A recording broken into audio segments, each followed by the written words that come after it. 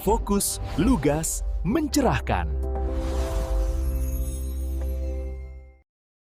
Selamat siang, selamat petang, selamat pagi semua mitra terang yang bisa saksikan podcast kita kali ini. Hari ini kita bahas yang agak-agak penuh literasi, mungkin penuh edukasi, tapi ya penuh keresahan. Ya kita harap apapun yang nanti kita obrol ini bisa menjadi bahan edukasi, mungkin bahan motivasi, inspirasi untuk kita. Paling tidak yang tadinya kita nggak tahu, kita jadi tahu. Karena itulah spirit titik terang. Walaupun setitik bisa menggeser kita dari satu tempat yang gelap, mendapatkan satu harapan walaupun cuma setitik. Ini sudah hadir bareng kita. Yang pertama Pak Is. Saya manggil apa nih? Pak Ismi, Pak Is. Pak Ismi. Pemirsa, Pak Ismi sengaja kita undang karena beliau adalah kita anggap orang yang paling kompeten ya. Nanti kalau perlu kita elaborasi lebih jauh, kita mungkin bisa lanjut sampai ke beberapa series, khusus series literasi finansial dan keuangan. Ini kali ini kita bahas pajak aja dulu. Kemudian ada Bang Eki, ya ini sosok muda yang punya cita-cita, punya enterprise. Ya amin, kita aminkan saja, mudah-mudahan segera terwujud. Mudah-mudahan bisa punya usaha nanti yang nggak hanya lokal regional, bisa internasional malah. Ya kita butuh memang, misalnya tempe sampai internasional ya kan. Itu sudah, cuman belum dilabelin insan binje, belum. Kita harapannya suatu saat nanti bisa sampai di sana. Kita aminkan saja. Nah, kenapa kita undang kedua narasumber kita? Yang pertama ya, kalau saya, Bang Eki dan siapapun kita yang kepikiran untuk memang ngebangun usaha, ngerintis usaha, itu nggak bisa mustahil tanpa izin. Kalau sudah punya izin, itu ada konsekuensi dari izinnya. Kalau saya punya izin, misalnya mungkin usaha obat-obatan, misalnya Pak Ismi ya, maka itu mengikat dan terikat dengan aturan-aturan terkait operasi usaha, apakah itu pembuatan, perdagangan, distribusi, atau barangkali store untuk penyimpanan obat-obatan itu. Nah, izin itu juga punya kaitan lanjutan terhadap apa? Terhadap kontribusi kita ke negara gitu. Jadi kalau nggak berizin, siap-siap dianggap ilegal. Ini kejadian juga ya, Skeletum kalau nggak salah kemarin di daerah mana itu yang ternyata disinyalir banyak menolong orang, Pak Ismi, Bang Eki, tapi akhirnya dianggap ilegal. Karena apa? Karena nggak berizin. Dan saya dapat catatan nilai transaksi itu 325 miliar di periode rentan yang sangat pendek itu ya. Jadi hati-hati dengan izin. Sebaiknya Anda berizin, dan kalau sudah berizin ya bayar pajak. Oke, saya ke Pak Ismi dulu. Kalau dengar kata pajak, Pak Ismi, ini identik dengan apa? Sayur, kentang. Itu bahasa Medan. Itu Medan. Ini pemirsa biar tahu, karena di Medan ini punya kearifan, bilang pajak itu artinya pasar gitu. Ya. Jadi mau kemana, mau ke pajak, cari apa? Bukan bayar SPT ya, bukan. Tapi ke pajak itu justru cari kol, cari daging, cari sayur gitu. Jadi kalau supaya masyarakat semuanya lah, kita anggap saja pemirsa kita ini, atau saya lah sendiri ini awam. Bagaimana saya melihat pajak? Atau ketika pertama kali saya mendengar kata pajak, itu apa yang harus saya install di pikiran saya? Tentu, terima kasih ya. Saya kira begitu mendengar kata pajak, orang yang saya pernah sampel lah, terutama mahasiswa-mahasiswa saya juga dan teman-teman, yang teringat adalah bitikan dua. Uang keluar alias biaya, ya kan, itu bahasa kitanya ya. Uang keluar, biaya, kewajiban yang membuat uang kita berkurang. Oke. Jadi itu. Jadi uang yang kita kumpulkan atau harta yang kita kumpulkan itu harus kita keluarkan sebagian untuk ikut serta, bahasa teorinya ikut serta dalam proses bernegara ini. Kalau kita menjadi warga negara, tentu kalau kita memang mengaku menjadi suatu warga negara, suatu negara, tentu kita diharapkan kontribusinya dalam bernegara. Nah, bentuk kontribusi yang paling diharapkan oleh negara itu adalah pajak. Jadi artinya dari sisi teorinya pajak itu memang bagian dari kontribusi masyarakat untuk ikut serta bernegara. Itulah lebih kurang. Anggap seperti ini, jika seluruh manusia di Indonesia yang wajib pajak tentunya, ini nggak satu pun ada yang bayar pajak, itu apa namanya dampaknya gitu lah. Kalau secara ekstrem ya berarti nggak ada negara Indonesia. Kan gitu jadinya. Ya kan seperti tadi yang saya bilang di awal bahwa ketika bentuk kontribusi suatu warga negara yang mengaku menjadi suatu warga negara suatu negara, tentu dia akan memberikan suatu bentuk kontribusi untuk setoran uang ataupun harta yang memang diharapkan oleh negara untuk dikumpulkan, dikelola, sehingga efeknya itu sebenarnya niatnya itu kembali ke warga negara itu sendiri. Oke. Itulah idealnya lah ya bahasanya. Ini bahasa buku ya, karena kebetulan dari akademisi ya kayak gitulah bahasa awalnya. Nanti setelah ini mungkin ada bahasa lainnya. Boleh. Ini untuk saya dan untuk Bang Eki sebetulnya. Ini bagaimana kami tahu kalau kami ini memang harus bayar pajak gitulah, atau di titik apa kami harus turut serta berkontribusi lah untuk penyelenggaraan negara. Jadi di peraturan perpajakan tentu ada syarat-syaratnya dan memang ada istilahnya ketentuan-ketentuannya. Ya, jadi ketika seorang warga negara, ketika dia memiliki pendapatan yang di atas batas-batas yang sudah ditetapkan oleh negara, ya sebahagian disetorkanlah dalam bentuk dana ataupun persentase dari kelebihannya, bukan kelebihannya. Jadi dia dapat dulu batasnya, sampai dulu suatu batas yang ditetapkan oleh peraturan perpajakan negara. Di atasnya itu ditetapkanlah persentasenya. Enggak semua berarti, sebahagian saja. Itu teorinya. Jadi kalau kita seorang warga negara memiliki pendapatan ataupun mendapatkan pendapatan, diharapkan jika dia di atas dari ketentuan yang berlaku, maka negara berharap kita berkontribusi memberikan sebagian kelebihannya kepada negara. Oke. Berarti clear dulu, pajak itu sebetulnya alat kita untuk turut serta berkontribusi untuk penyelenggara negara. Betul. Nah itu kan terlalu mulus. Biasa awal-awal. Sabar lah. Pak Eki, kita belum fenomena. NPWP punya ndak? Punya ya NPWP. Udah masuk wajib pajak? Udah. Kalau Pak Eki tanpa menyebutkan besaran kewajiban pajaknya gitu. Menurut Pak Eki tertib pajak enggak? Kadang suka lupa aja. Suka lupa. Maksudnya tetap dan apa ya? Kepingin sebetulnya ini ya. Iya, cuma kadang lewat tanggalnya gitu. Kadang sebetulnya di pajak yang satu kesulitan buat aku proses pembuatan laporannya itu loh Pak.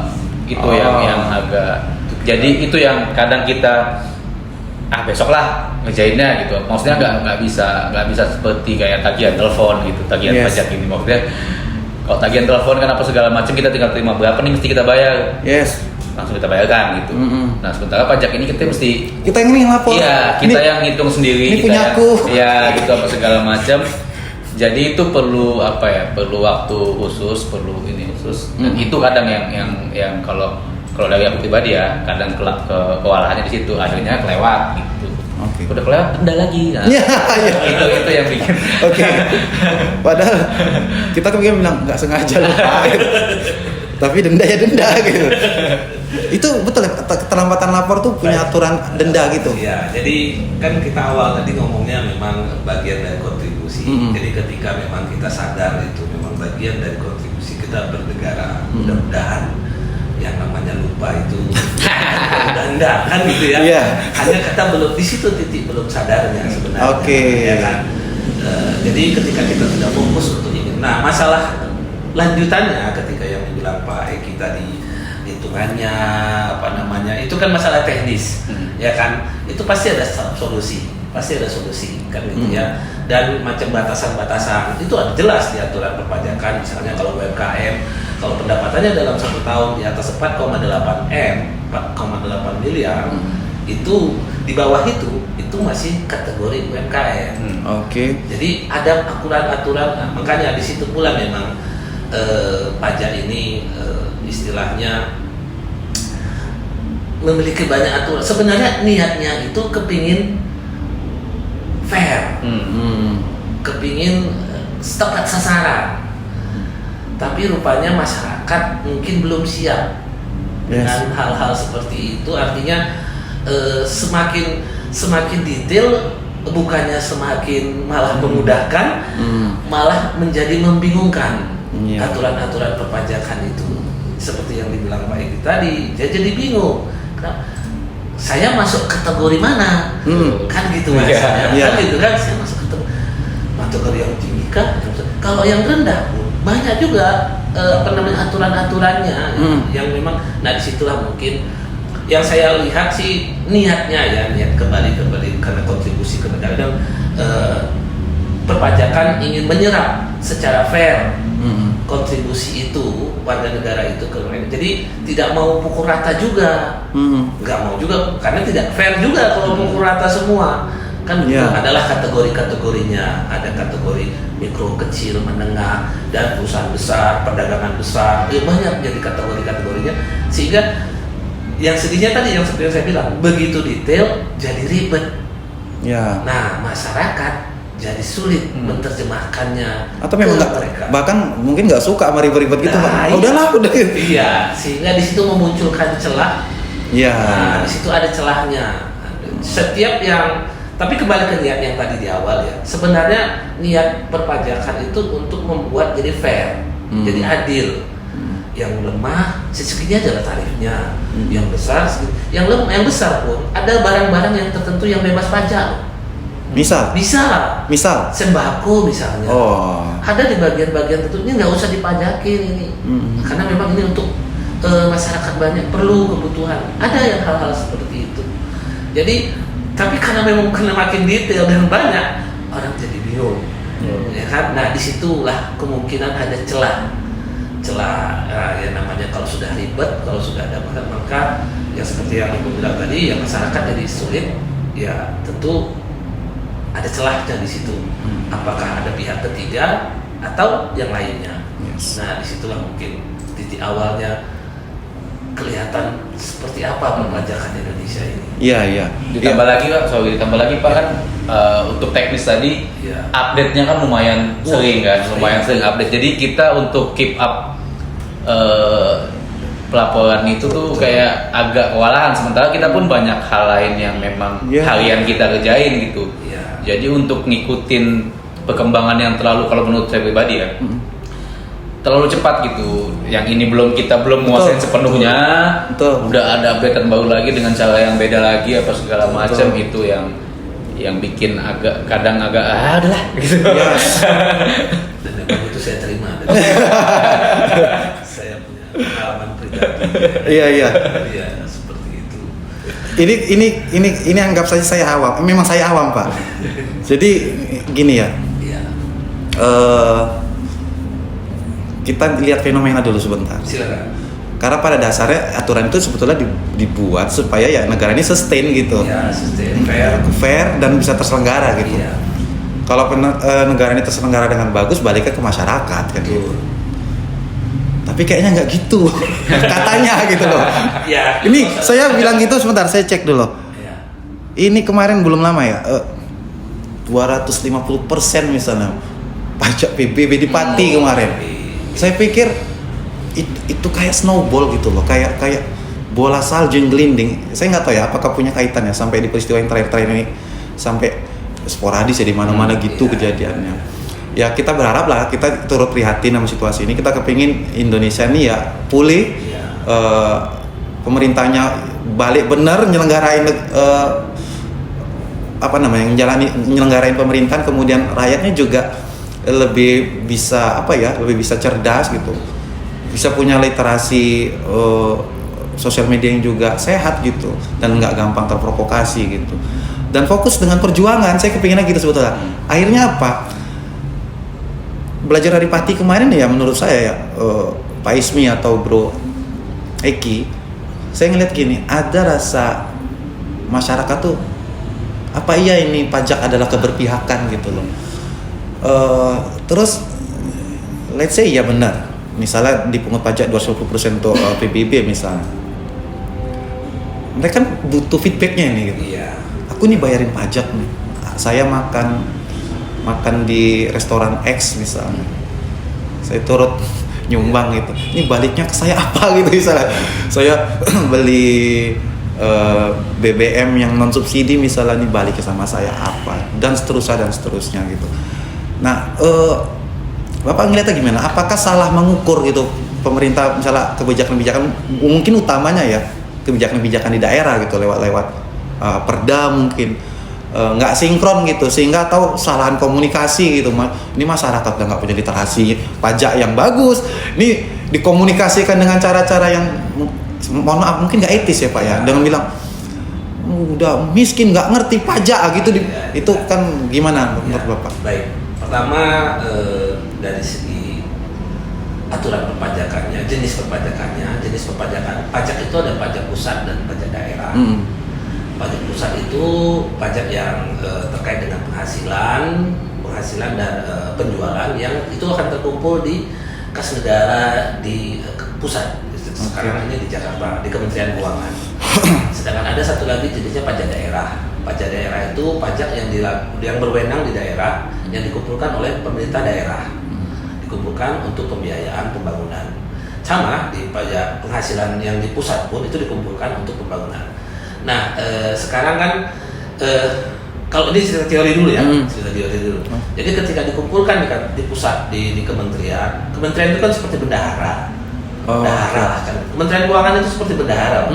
Jadi istilahnya udah dikumpulin dulu duit semua, lalu tentu dia akan melihat APBN kita, fokus kemana. Dia tentu dari kalau sekarang presidennya kan Pak Prabowo, dia ada dasar citanya, ya kan, jadi asal citanya. Jadi dia akan membiayai proyek-proyek yang terkait dengan visi misinya presiden.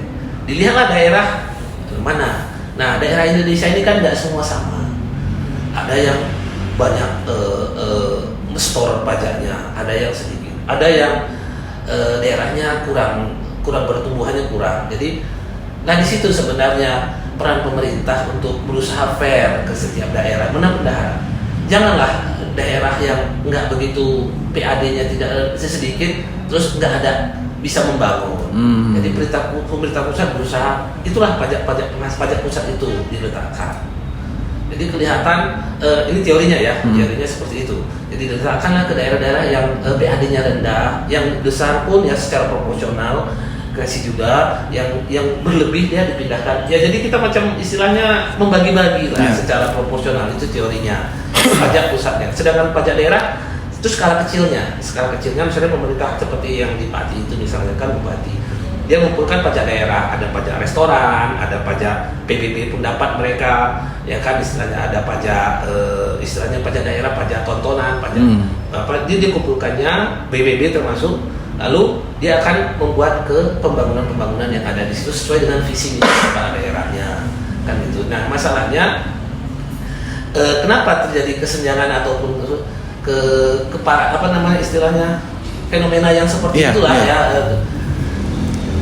Yang satu pastinya yang saya lihat memang masyarakat kita pun muncul ada ketidakpercayaan pastinya dengan kasus-kasus yang muncul, ya korupsi di mana-mana, petugas pajaknya yang seperti apa, kan begitu ya. Jadi saluran yang kedua ya pejabat-pejabatnya yang menunjukkan sikap-sikap yang tidak santun, ya kan, artinya kenapa jadi seperti itu, toh uang kami dikumpulin juga kan gitu Iya, ya. iya.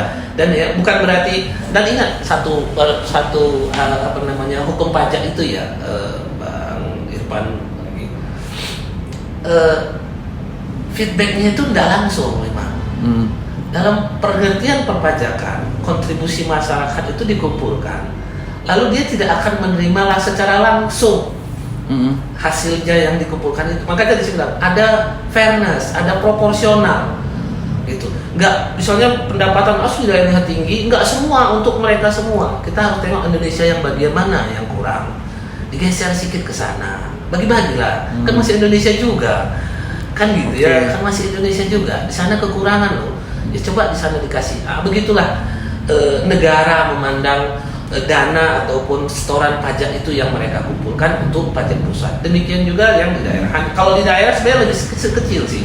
Kenapa terjadi fenomena yang di Pati itu? Karena saya kira sih satu memang pejabatnya, saya kira sebaiknya diperbaiki akhlaknya, ya kan, sehingga lebih santun kan gitu ya. Dan yang kedua, kalau lebih jelas, tentu transparan, tentu masyarakat pun tidak ada masalah, yakin.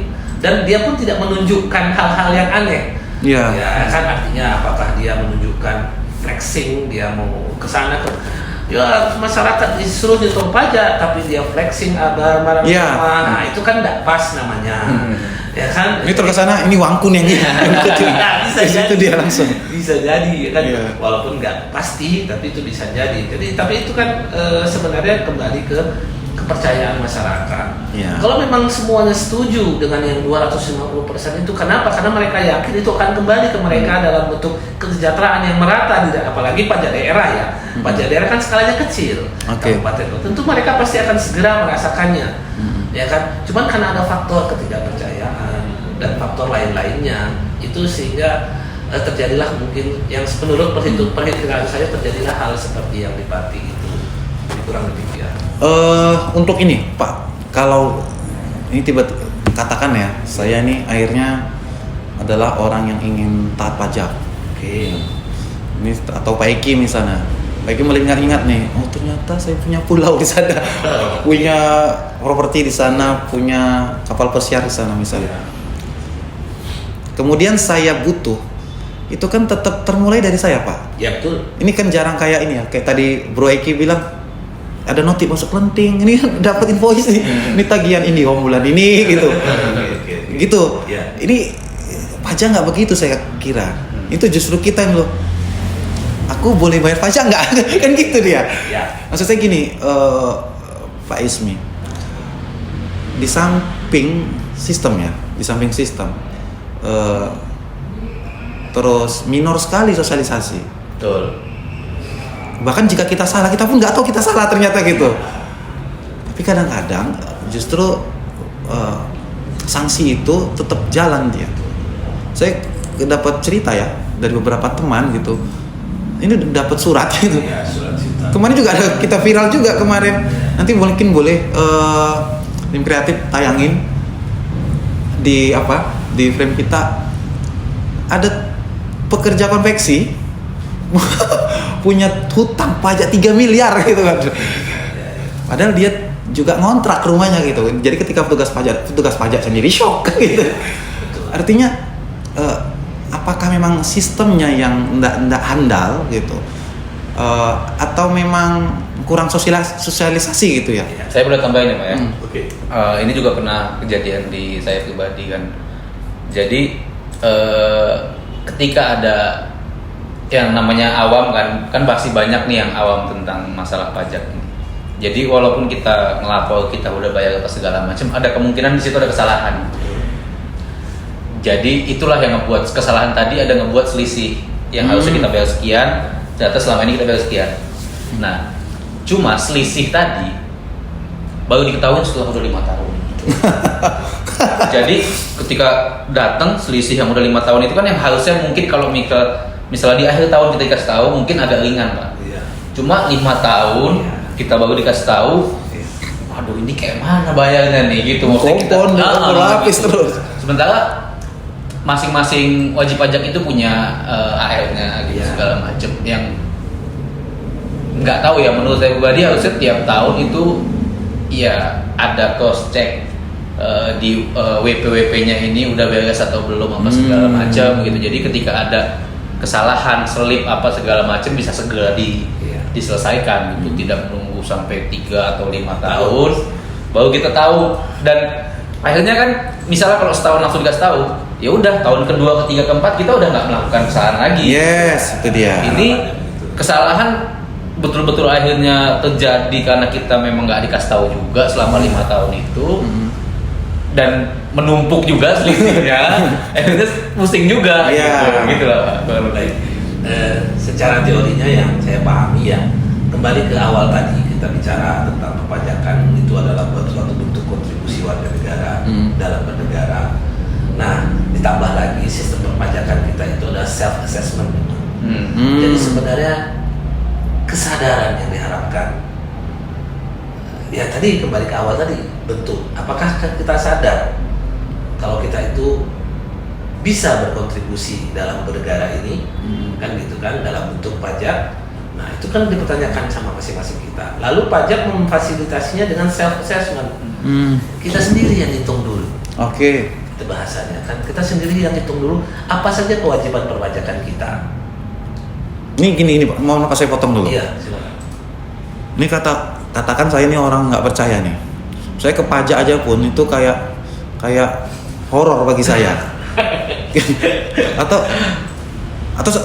katakanlah saya nggak percaya juga sama ini pajak nih gitu. Jadi adakah akses lain yang bisa saya lakukan? Misalnya mungkin ke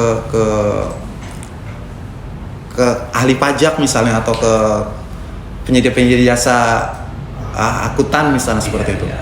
Jadi kita garis bawahi dulu ketidakpercayaan itu tadi ya, dan bukan mungkin kenyamanan. Ya adalah lebih nyaman aja ke ini aja lah, ke iyalah basic rasanya itu sebenarnya tidak percaya kan. Yes. Basicnya itu tidak percaya. Nggak percaya, nggak mengerti. Nggak ngerti. Kalian takut gitu.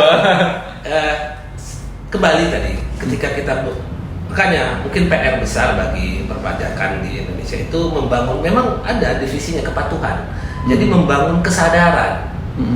Kesadaran di sini bukan sebenarnya kalau di kantor pajak terlalu terlalu kulit dia, bahwa dia hanya membahas kesadaran membayar pajak. Padahal itu secara prinsip dia kesadaran berkontribusi bernegara. Itu satu dulu. Nah, itu belum dapat loh di kita. Apalagi dengan zaman sekarang ini yang istilahnya nasionalisme kita dipertanyakan. Ya kan, pasti itu nasionalisme kita dipertanyakan. Itu muncul hanya ketika lagi main bola. Kan gitu ya. Ketika di luar dari permainan bola bulu tangkis di dunia itu nggak ada lagi nasionalisme kita. Ya kan, itu yang saya pahami sekarang. Jadi tapi kembali sebenarnya itu sudah ada penugasan di perpajakan untuk membangun kontribusi bernegara itu melalui tapi karena dia ngambil hanya pajak, ya dia perpajakan saja. Nah, yang dialami oleh Bang Irfan itu sebenarnya dasarnya itu ketidakpercayaan itu. Berarti kan diperbaiki kesadarannya dulu, lalu kepercayaannya. Kan gitu kan. Nah, sebenarnya kalau di kantor pajak pun yang tidak ada masalah, Bang, ke kantor pajak mereka akan menerima. Tapi ya artinya gini loh. Di sana kita berhadapan dengan manusia pastinya. Kan gitu ya. Udah ada humanoid belum ada ya? Robot-robot semi manusia belum ada ya? Belum, di sini belum. Apalagi di kantor pajak. Jadi tentu yang kita harus sadar juga bahwa yang namanya yang kita hadapi manusia pun ya tentu seperti manusia adanya. Kan gitu ya. Ketidakpercayaan hal-hal yang istilahnya negatif itu tentu muncul gitu ya, muncul dengan segala macam efeknya. Apakah dia istilahnya curang, ataupun istilahnya mengambil kesempatan dalam kesempitan, ataupun memperkaya diri, ataupun apa, itu hal-hal karena dia butuh kebutuhan, keinginannya bukan kebutuhannya. Karena kalau ditanya pegawai pajak ini take home pay-nya luar biasa. Ya, nggak tahu saya Pak. Lumayan loh. Pokoknya makanya saya kasih tahu. Iya. Kan take home pay-nya yang resmi itu aja luar biasa. Artinya cukup untuk yang untuk kelas-kelas coro-coronya pun pokoknya Oke lah. oke lah pokoknya ya kan untuk hidup layak di Indonesia ini kan gitu ya, tapi nggak seperti anggota dewan, tapi masih lumayan kan gitu ya, makanya mereka mungkin takut juga di demo kemarin ini. Tapi udah lewat. yang di atas sudah. Yang di ucuknya malah. Ucuknya malah. udah lah, udah representasi. Tapi intinya kenapa tidak nyaman tadi Bang Irwan? Karena memang artinya ada ketidakpercayaan dan memang kembali ke niat yang kembali coba kita istilahnya kalau masa-masa bahasa saya sih ya baik sangka sedikit lah. Coba keluarkanlah baik sangkanya bahwa aturan-aturan yang ribet itu awalnya itu adalah keinginan untuk fair. Oke. Cuman karena terlalu pingin detail, konsekuensinya masyarakat dengan cara pendidikan yang ataupun istilahnya kesibukan seperti Bang Eki ini kesibukan ya kan gak ini aja yang lurusnya kan gitu sehingga fokusnya tentu ya terbelah sehingga merasa ini jadi ribet ini. Nah pada akhirnya bebannya nggak cuma di angkanya. Ya, jadi prosedurnya dari prosedurnya jadi beban juga. Komunikasinya dan itu nih seperti yang Bang Irfan datang ke kantor pajak pun tidak nyaman. Ini misalnya saya pekerja. Iya. Senin ke Jumat. Iya. Kemudian Sabtu kantor pajak buka tak? Enggak. Berarti saya kehilangan akses. Iya. Minggu pun apalagi. Iya. Tapi kan ada hybrid, ada teknologi, ada online gitu. Ya. Saya kan butuh itu Pak maksudnya. Supaya clear, supaya jelas gitu. Apakah saya terdiagnosa wajib pajak dan jatuhnya pajak apa saja? Iya. Itu kan saya butuh tahu itu. Ini seandainya Pak self assessment itu tadi hanya satu arah dari masyarakat ke negara, tapi nggak ada ini ya langkah bukan agresif ya, yang proaktif lah dari negara untuk juga membuat rakyat sadar gitu maksudnya. Bagi saya nggak tahu ya, tapi bagi saya beranggapan satu-satunya alat penyadaran ke masyarakat adalah dampak positif dari mereka bayar pajak. Itu mereka bisa rasakan. Gitu. Itu cara paling cepat untuk ngebangun kepercayaan masyarakat. Saya pikir. Itu akhirnya sistemnya nggak kompak. Ini kok kebayang saya nih, ini mama saya, bapak saya itu udah minta ampun pas bayar pajak. Mereka minta bayar pajak ke saya. Coba cek, mama bapak termasuk yang mana nih, wajib pajak nggak nih gitu. Ntar lama nunggu libur atau paling nggak aku pergi dulu dari kantor gitu supaya bisa mampir kantor pajak gitu. Begitulah Pak membuat itu semakin nggak ringkes, nggak kompak. Cortex. Gimana Pak Cortex? Ini kan lagi baru nih. Kembali ke yang tadi ya. Jadi ribetnya itu ataupun itu celahnya ya ataupun celah ketika berusaha detail, berusaha fair, rupanya efeknya itu adalah kompleksitas, ya kan sulit, tidak sosialisasi kurang. Kenapa? Karena yang gerak pun kan manusia dan terbatas kan begitu ya. Maka dan di kantor pajak itu pun ada memang divisi kepatuhan, memang ada bagian kepatuhan pajak. Itu biasanya ngapain Pak? Dia mengedukasi masyarakat. Nah, tapi itu tadi masyarakat kita Indonesia ini luas. Dan satu yang kedua mungkin ini bagian dari koreksi juga di kantor pajaknya walaupun bagian apa itu pemerintah ini menganggap masyarakat di Indonesia ini di Jakarta saja. Jadi makanya disangka mereka itu Jakarta itu Indonesia. Sehingga seperti yang dibilang oleh Cortex, sistem-sistem komputer yang baik itu sebenarnya teorinya baik lah ya. Sebelum aplikasinya teorinya itu baik kalau diterapkan. Tapi mereka memandang di Jakarta. Standarnya Jakarta. Iya. Itu semua sektor di pendidikan pun demikian kan. Jadi ketika mereka meluncurkan kurikulum, mereka hanya melihat Jakarta. Dia nggak lihat yang di kita ini gitu loh, ya kan, ya, di mana sih saya nggak menyebutkan daerahnya nanti disangka itu daerah apa ya kan?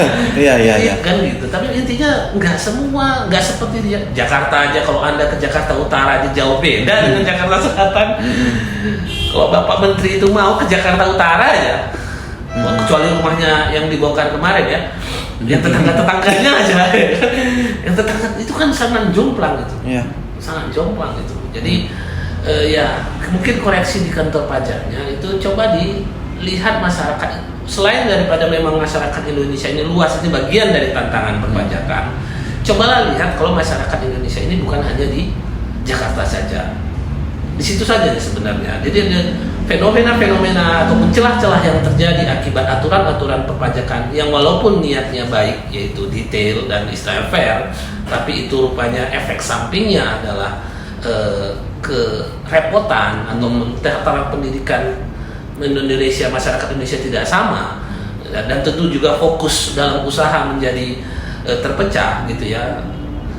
Yang satu lagi, mereka harus perbaiki diri orang-orang pajak ini. Dan yang satu lagi yang paling yang saya pahami di petugas perpajakan ini adalah mereka tidak berdiri sebagai wajib pajak. Oh, ini cakep. Iya kan? Mereka tidak coba memposisikan diri seperti, sehingga mereka merasa ya aturan kan. Ya memang aturan itu kan aturan itu kan sama manusia juga kan, yang buatnya pun manusia juga. Nah, hal-hal seperti itulah sebenarnya tantangan atau tuntutan kalau boleh bisa di kementerian, di Direktorat Perpajakan, Direktur di Indonesia ini untuk bisa segera memperbaiki niat-niat baik, aplikasi dari niat baiknya itu. Ya, mudah-mudahan rekan-rekan lah ya bisa di kantor pajak bisa dengar ini gitu, bisa jadi sumbangsi pemikiran ya Pak ya. Ya cintanya kami sama negara ini. Kalau pas ada duit.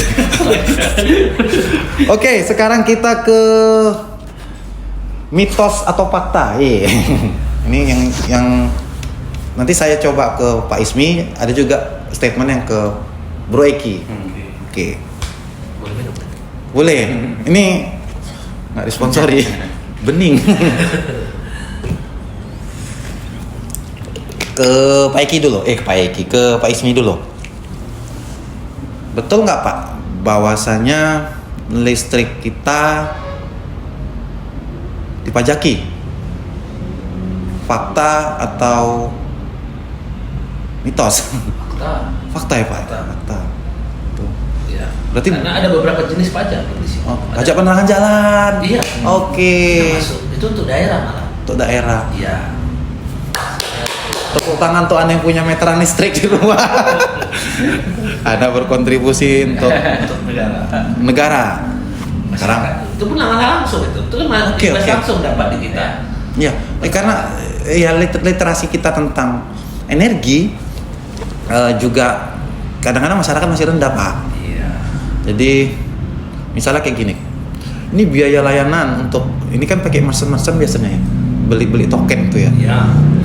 Dulu kan kalau kita masih ingat zaman dulu sekali, kita kan bayar listrik itu ya ke PLN gitu. Iya. Dan nggak ada biaya layanan gitu. Iya. Nah sekarang itu kan banyak platform kita bisa manfaatkan itu, tapi ada biayanya. Iya.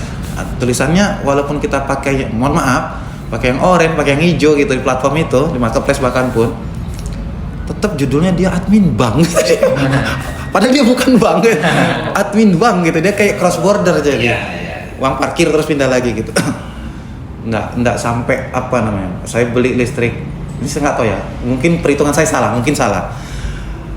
Misalnya belinya untuk 20.000, bayar 22.500, tapi dapatnya nilainya 18.000 gitu dia. Betul. Tapi saya nggak tahu cara mengkonversinya dalam kilowatt hour, saya nggak ngerti gitu. Jadi tapi tadi Pak, berarti itu fakta ya Pak ya, ada pajak. Oke, selamat. Saya berkontribusi sama negara. Ini Bro Eki, ini mitos atau fakta menurut Bro Eki?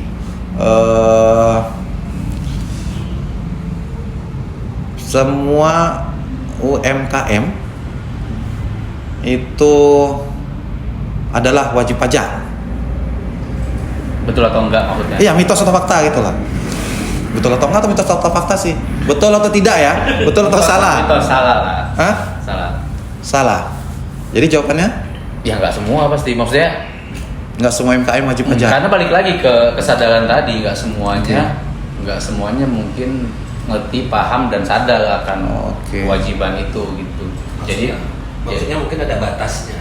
Iya. Di aturan perpajakan ada batas. Enggak, cuma kan pertanyaannya MKM. wajib pajak atau bukan kan? Oh iya wajib pajak bukan. Wajib.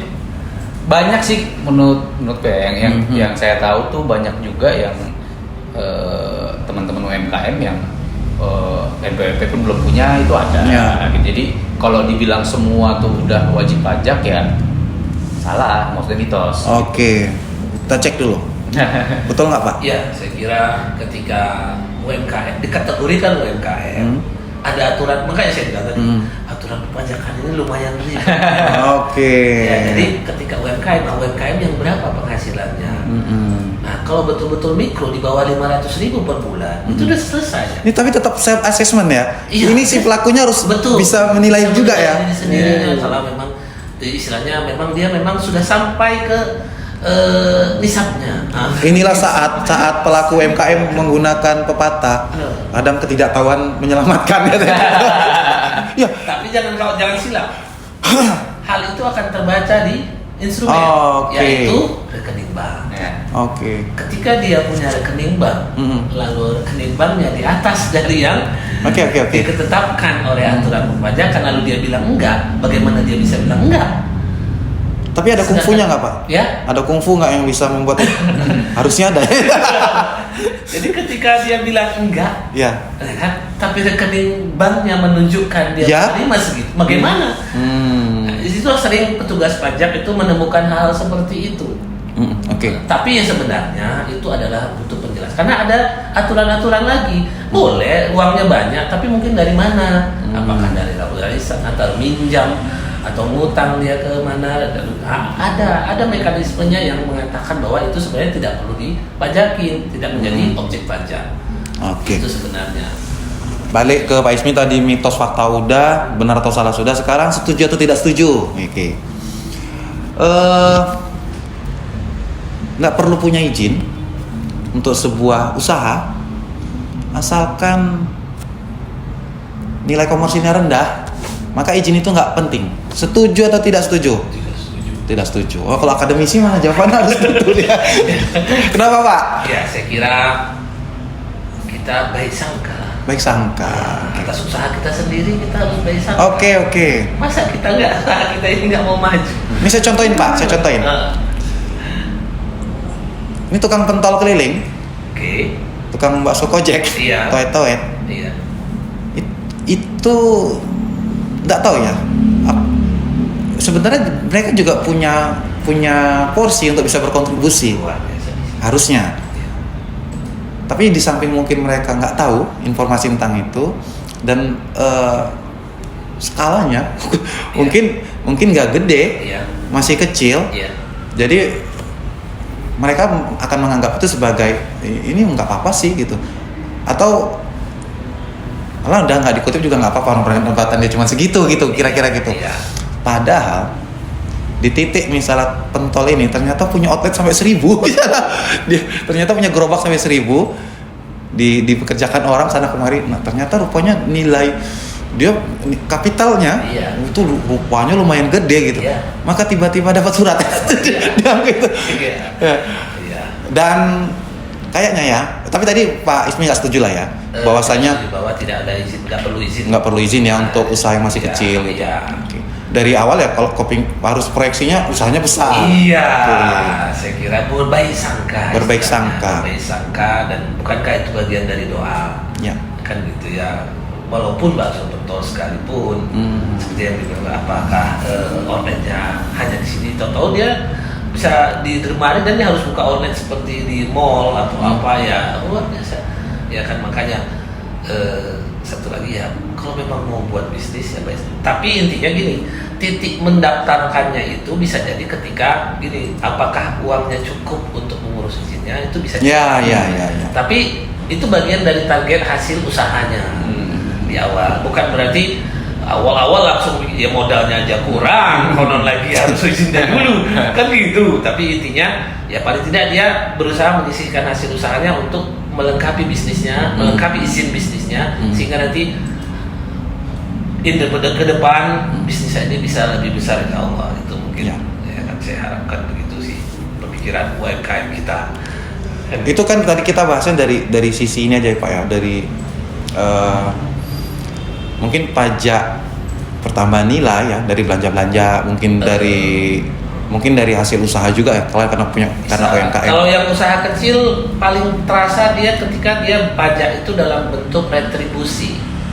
Nah ini dia pungutan sama pajak ini. Kadang-kadang masyarakat lebih rela bayar pungutan dari Retribusi itu resmi. Retribusi yang resmi maksud saya, bukan retribusi Kebersihan. Iya. Oke. Retribusi itu bukan yang retribusi yang ada bukti penerimaan dari Kemko lah, yang ada Pemda ada.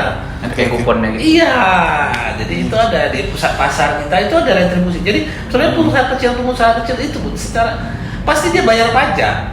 Oke. Pasti, cuman bentuk pajaknya itu retribusi itu bagian dari perpajakan. Bagian dari perpajakan. Ya, jadi dia di situ dia menerima langsung. Iya. Manfaatnya apa? Dia bisa berjualan di situ. Dia bisa misalnya pajak penjual daerah pusat pasar kan ada pajak daerahnya. Iya. Dia kasih retribusi pasar. Nah, dia dikasih space untuk jualan. Nah, itu kan dia diterima langsung sama, ataupun ada ke kamar mandi ada retribusi 2.000. Kan itu contohnya. Jadi itu dia menerima langsung manfaatnya. Kalau retribusi itu adalah pajak, jenis pajak yang menerima langsung manfaatnya. Sedangkan yang pajak penghasilan, pajak yang kita cerita dengan NPWP tadi, itu dia tidak langsung. Oke. Kayak kebersihan, ada yang ngutipin sampah-sampah kita nanti Oke, depan. iya. Sebenarnya sebahagian itu masuk ke kas negara, kas pemerintah Pemko. Baru nanti didiskusikan ke petugas-petugasnya. Kalau yang ini Pak, ini masyarakat sulit ngebedain, tadi saya sudah sebutkan sebetulnya ngebedain retribusi dan pungutan gitu. Masyarakat ini cenderung karena aku udah bayar gitu. Iya. Tanpa dia punya pengetahuan yang cukup. Iya. Itu bagian dari dia berkontribusi dalam bentuk retribusi tadi ya. Iya. Ataukah jangan-jangan itu pungutan? Iya. Dan nggak punya dasar gitu. Contoh dari retribusi ataupun pajak daerah itu adalah STNK misalnya. Oke. Ya kan STNK itu kan kita retribusi, kita bayar setiap tahun sekali. Dan sudah tertulis jelas di STNK itu loh, bahwa tanda surat keterangan ini bukan merupakan bukti kepemilikan. Oke. Itu bukti bayar ya? Iya. Sama seperti misalnya di pusat pasar atau di ketika dia bayar katanya uang iuran kebersihan kah, uang iuran pajak retribusi pasar, itu bukan membuktikan dia itu memiliki kuasa di situ kan, enggak. Dia hanya izin untuk jualan di situ. Nah, itu aja. Jadi jangan dikira ketika dia membayar langsung dia punya kuasa untuk semua ini atau dia menjadi milik dia. Ya enggak, itu retribusi. Ya, itu retribusi. Jadi istilahnya ketika dia membayar bukan menjadi tanda bahwa itu hak milik. Jadi ketika ada masalah, aku udah bayar kok diminta apa lagi kok diusir lah, kadang-kadang kan begitu ya di pasar-pasar kita. Aku udah bayar lapak aku ini, tapi kok diusir? Ya memang retribusi itu bukan menandakan kepemilikan. Jadi kalau mau memiliki silahkan ada kontrak lain. Ada proses lain untuk memiliki, apakah bidang jualan di pajak itu di pajak itu lain beda. Tapi kalau retribusi di pasar itu memang kewajiban kita membayar untuk mendapatkan fasilitas apakah kebersihan atau air yang memang ada di situ. Ya, ini cilakannya Pak. Maksud saya gini. Tentu kalau itu dalam bentuk retribusi yang resmi sah, resmi. Wah itu bagus sekali. Yang terlepas lah pengelolaan yang gimana itu nanti dulu lah. Maksudnya kita karena self assessment tadi. Yang penting saya berkesadaran, saya turut kontribusi untuk daerah. Tapi kan gini Pak, ini saya nanti kita kapan-kapan boleh juga jalan-jalan. Ada beberapa spot itu ya. Yang pertama gini, ini tempat memang bukan tempat misalnya berniaga ya. Iya. Tempat jualan nih. Jualan juga gitu deh. Ya ada uang nih Pak, dikutip nih. Iya. Tentu dan kita bisa pastikan ini bukan kutipan resmi. Iya. Dari yang akan jadi pemerintah. Ya tapi masyarakat ya tetap bayar juga. Gitu dia. Dan itu jadi legitimasi, enggak kok aku sudah bayar gitu. Padahal itu nggak kemana-mana gitu loh. Ya supaya apa namanya, pesan Bapak untuk masyarakat. Saya kira kalau untuk dan pemerintah lah mungkin supaya gitu jangan banyak. Saya kira itu job desk-nya kalau yang saya pandang di sini yang seperti yang diceritakan Bang Irfan tadi itu adalah job desk-nya Satpol PP dalam menegakkan perda. Oke. Jadi ada perdakah yang mengatur dia misalnya contoh tidak berjualan di situ atau harus berjualan di mana? Ya. Nah, tinggal silakan yang berwenang menegakkan aturan di lapangan itu adalah Satpol PP. Aturan perda-perda itu yang menjaga perda itu. Nah, terkait dengan orang-orang yang tidak bertanggung jawab mengutip, ya kita kembalikan Satpol PP-nya mana? Kan gitu ya. Andai-andai ini. Satpol PP-nya. Iya ngutip, oknum. Misalnya ada oknum pula justru yang ngutip itu, ada kan jadi legitimasi bagi masyarakat. Enggak kok, aku dapat izin kok. Karena ada oknum. Iya, itu oknum. Yang ngutip itu justru yang berkewenangan gitu. Salah aku berarti katanya gitu loh, Pak. Ini kan kacau. Itu fenomena yang berbeda. Tapi kan kita cerita di aturan yang jelasnya bahwa ketika ada tempat-tempat atau yang tidak sesuai dengan seharusnya lalu dipungut, tentu akar aturannya itu adalah penegakan perda. Yang menegakkan perda itu adalah Satpol PP.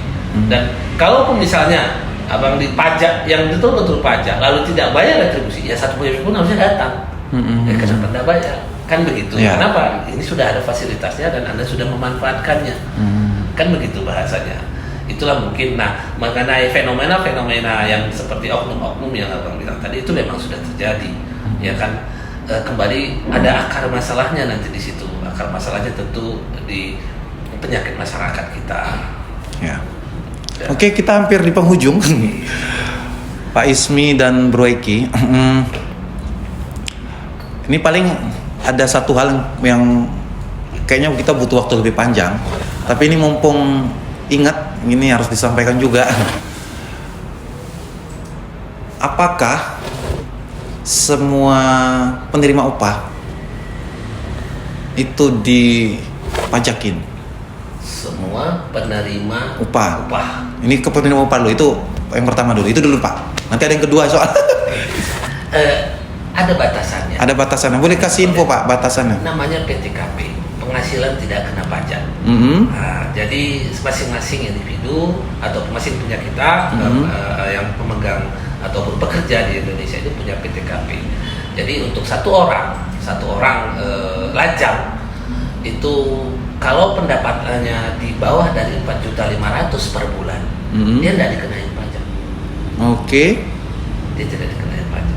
Karena secara akumulasi dia di bawah 60 juta setahun. Tapi tetap harus lapor nggak? Nah, yang namanya lapor itu bagi pemegang NPWP. Oh. Nah, okay. Jadi yang memegang NPWP atau yang memiliki NPWP di seluruh Indonesia ini, walaupun dia di bawah ataupun tidak ada penghasilan sekalipun, dia tetap wajib lapor. Kalau nggak sengaja lupa Pak? Kalau kembali ke yang ke depan tadi kita. Iya. Oke. Berarti 4 juta berapa tadi? 4.500.000. Ke bawah itu tidak. Tapi kalau ada kan nanti ada anak 1, ada anak 2 dan anak 3. Tapi istrinya cuma 1 yang tidak bisa. Gagal niat buruk. Gitu. Oke. Kemudian berarti itu artinya di atas itu PTKP. Iya. Dan itu kena persentasenya pastinya. Dan hitungannya secara proporsional, bukan langsung misalnya 30% di atas, enggak 30%, ada proporsionalnya, itu bahasanya. Guru termasuk kena pajak nggak Pak? Guru? Kembali ke penghasilannya tadi. Oh, kembali ke penghasilan. PTKP-nya tadi. Kalau dia masih di bawah PTKP itu tidak. Oh, berarti enggak. Masih ada guru yang 300.000. Tapi amin lah. Itu di gurunya. Iya. Self assessment. Iya. Dia punya sawitnya. Iya. Itu. Tapi kalau profesi guru kemudian yang terekam transaksi keuangan PPAT, misalnya lewat transaksi keuangan misalnya, dan itu memang clear, confirm, memang terbaca di atas itu, memang walaupun sebelum diminta ya sebaiknya di. Iya, kalau dia sudah nampak di tadi seperti di rekening atau dia jadi kalau di kantor pajak itu yang saya pahami ya memang dia akan pantau itu rekening-rekening yang ada di Indonesia ini, termasuk juga dia sudah connect ke BPN. Lintas kementerian kayaknya ya. Iya, ke BPN. Jadi Badan Pertanahan Nasional. Ya. Jadi Oke. kalau Pak Irfan atau Bang Eki beli tanah, dia akan ajak. Tadi kemarin Pak baru beli. Saya sudah beli tanah, sudah bayar BPHTB-nya katanya kan gitu kan. Bukan soal itunya, Pak. Dapat dari mana duitnya? Duitnya belinya dari mana gitu. Begitu dibuka laporan SPT-nya tahun lalu, ini pendapatannya nggak cukup untuk beli ini. Kenapa kok ada? Dan dia nggak ada ngutang. Berarti ada pendapatan yang disembunyikan. Nah itulah yang dikejar sama orang itu. Kenapa disembunyikan, Pak? Kenapa terbukti dia?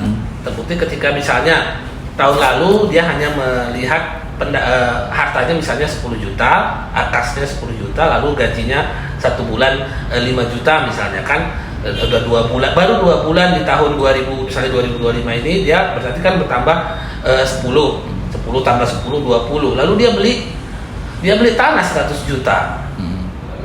Ditengok di hutang nggak ada hutang 100 juta.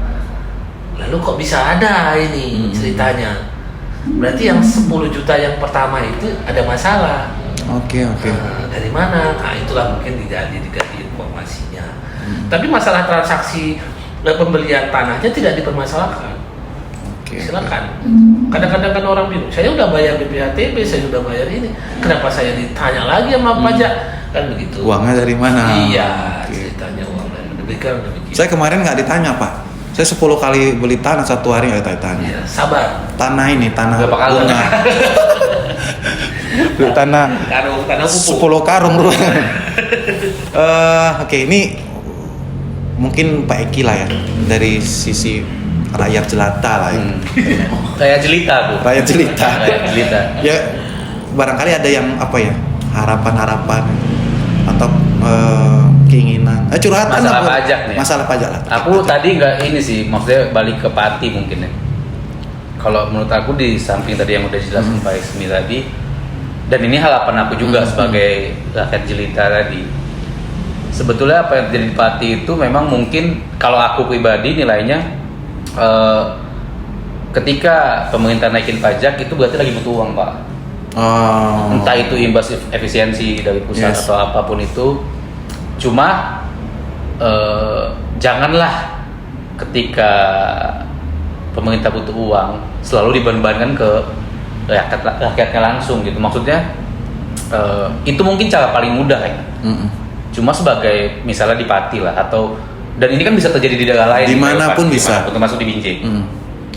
Ya cobalah sebagai pemimpin daerah atau apa berpikir secara lebih kreatif lagi gitu untuk mendapatkan PAD dari hal-hal lain gitu. Karena sebenarnya banyak kok sebenarnya kalau mau dipikirkan betul-betul lagi ya cara untuk mendapatkan uang itu untuk PAD tadi sebetulnya masih banyak kalau mau gitu, kalau mau dipikirkan secara betul-betul. Jangan ketika ada kebutuhan dan keperluan apa segala macam langsung mikirnya udah cara cepat pajak aja kita naikkan, ini kita pajakin gitu. Pada akhirnya kan yang kena ya balik ke masyarakat lagi gitu. Yang kerasa. Padahal ya secara apa ya, kita kan atasan mereka sebenarnya. Maksudnya iya itu maksudnya ya kita bayar pajak, gaji orang pemerintahan itu dari pajak, ya berarti kan ada sumbangsih kita balik lagi Pak untuk gaji mereka. Jadi ya aku sih ngarepinnya itu ya, pemerintah kita tuh kalau bisa lebih kreatif lagi lah untuk dapetin duit gitu. Jangan cuma berharap dari pajak gitu. Karena ya itu kasihan yang ya mungkin di beberapa level masyarakat nggak terlalu pengaruh gitu. Cuma mungkin ada yang dengan ditetapkan dinaikannya pajak apa segala macam itu sangat Ya, ya. buat mereka tuh sangat berat, itu pasti ada gitu. Dan Ya banyak. 11 ke 12% aja udah Ya, gemuruh apalagi. contoh itulah gitu. Jadi kenapa sih nggak coba dipikirkan, mungkin caranya lebih sulit, mungkin jalannya lebih sulit, Tapi pasti ada. Iya pasti ada gitu. Itu sih Keren. jawaban sebenarnya. Ya mudah-mudahan bisa didengar lah ya, Ya. sama pemangku ya, kepentingan gitu. Kita tutup lagi dengan satu games. Ini gamesnya pakai jawab cepat aja Pak. Langsung nanti kalau mintanya pernyataannya adalah yes or no ya Bapak atau Bro Eki jawabnya yes or no. Kalau mintanya angka ya sebutkan angka, misalnya kayak gitu. Siap-siap? Ready Pak? Ini tentang kebijakan dulu, kebijakan pemerintah. Setuju atau tidak? Ini sudah kebijakannya sudah pro rakyat, Pak Ismi. Jawabnya ya atau tidak saja. Ya. Pak Eki, Bicara kebijakan pemerintah tentang pajak itu sudah pro rakyat. Ya. Ya. Nyari Kebijakan yang mana nih? Ya nggak tahu lah, general lah. Ya kalau kayak Pati ya enggak. Maksudnya ya. kalau kebijakan baru-baru ini nih, Ya. enggak. Enggak. Baru ini enggak. Nggak apa-apa. Karena Nggak, saya iya, kebijakan- saya iya ya, saya iya. Kebijakan maksudnya Enggak, saya enggak juga. kita ada maksudnya bayar pajak apa segala Ya. macam dengan aturan-aturan yang selama ini ada. Tapi kalau yang belakangan ini kayaknya agak Ya. no lah. Oke. Kemudian untuk sistem dan untuk apa ya, platform pelaporan, apakah saat ini sudah memudahkan, simple, compact, Pak Ismi? Tidak. Tidak. Tidak. Ya mudah-mudahan jadi ini ya. Kadang jadi- login pun bayar. login aja. Itu cek dulu udah bayar internet belum.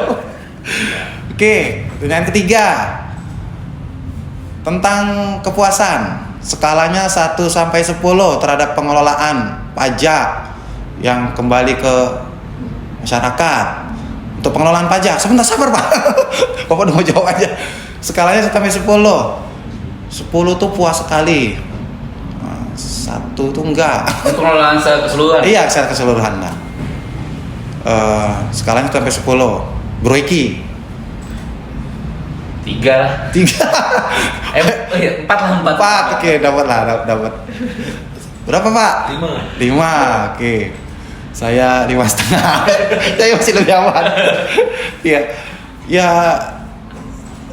kalau saya mungkin 2 ya. Artinya ketika perubahan begitu cepat Iya, perubahan tercepat. dan istilahnya tidak koordinasi yang sangat Yes. sangat rendah. Dan komunikasinya Pak. Iya itu loh, koordinasi dan komunikasi di antara pemangku tanggung jawab, pemangku putusan Iya. seperti yang kemarin itulah konteks ini. Artinya ketika atau 11-12% ini itu kan di ujung tahun loh. Yes. Sehingga susah buat faktur pajak yang iya, Pak. 11% itu modenya mode custom. Kalau bahasa komputernya itu. Iya, nggak bisa. Jadi nggak bisa dia. Nggak bisa model sistem, nggak bisa. Dia harus di custom dia supaya bisa dapat 9% itu. Dan nggak masuk di ilmu penulisan faktur pajak yang resmi gitu. Model Oke. pemikiran seperti itu penulisan fakturnya. Dari ilmu kita bagaimana menulis faktur pajak penjualan itu. Nggak bisa kok, bisa begini. Buat faktur dengan kode yang berbeda, lalu kok jadi gini kan gitu kan. Nah, bayangkan 31 Desember berubah dia kan begitu kan. Ya itulah Pak. Buat yang punya ilmu kayak Pak Ismi aja, Wah. itu repot kan. Kemana buat kita ini? Ya tapi ya mudah-mudahan ada titik terang lah ya Pak ya. Iya, di sini pasti ada tidak. Iya. Ada. Supaya masyarakat tumbuh kesadaran, bisa self assessment. Iya. Suka hati lah cari literatur pajak di mana lah situ ya. Tapi jangan khawatir juga. Kita punya info ya, Pak Ismi juga punya layanan ya, Iya. untuk konsultasi masalah perpajakan gitu. Jadi supaya nggak ragu-ragu, mitra terang yang butuh tahu misalnya ini sampai di tahap apa saya butuh melaporkannya apa, gimana takut salah nanti boleh konsultasi ke Pak Ismi. Apa nama kantor kita Pak? Kantor Jasa Akuntansi Ismi Apandi. Kantor jasa. Di Binjai. Nanti kita tulis di bawah pemirsa. Masih di Binjai. Sidimin J ya, kontaknya bisa melalui saya. Oke, sampai sini dulu perjumpaan kita. Mudah-mudahan ini bisa jadi obrolan yang bermakna lah, dan mudah-mudahan juga menjadi bagian kita berkontribusi terhadap negara. Jadi tidak hanya dengan pajak, yang mudah-mudahan obrolan ini juga cara kita berkontribusi untuk negara. Ya kita nggak benci pajak, kita hanya kepingin supaya pajak itu bisa lebih diterima masyarakat, supaya kesadaran terbangun, masyarakat juga punya kompetensi untuk bisa self assessment, sehingga nggak perlu lagi bagian kepatuhan itu kerjanya lebih rumit. Masyarakat kalau perlu dengan kesadaran juga bisa melaporkan. Oke, selamat sore, tetap sehat, tetap semangat, dan mudah-mudahan Indonesia semakin kuat. Sampai jumpa.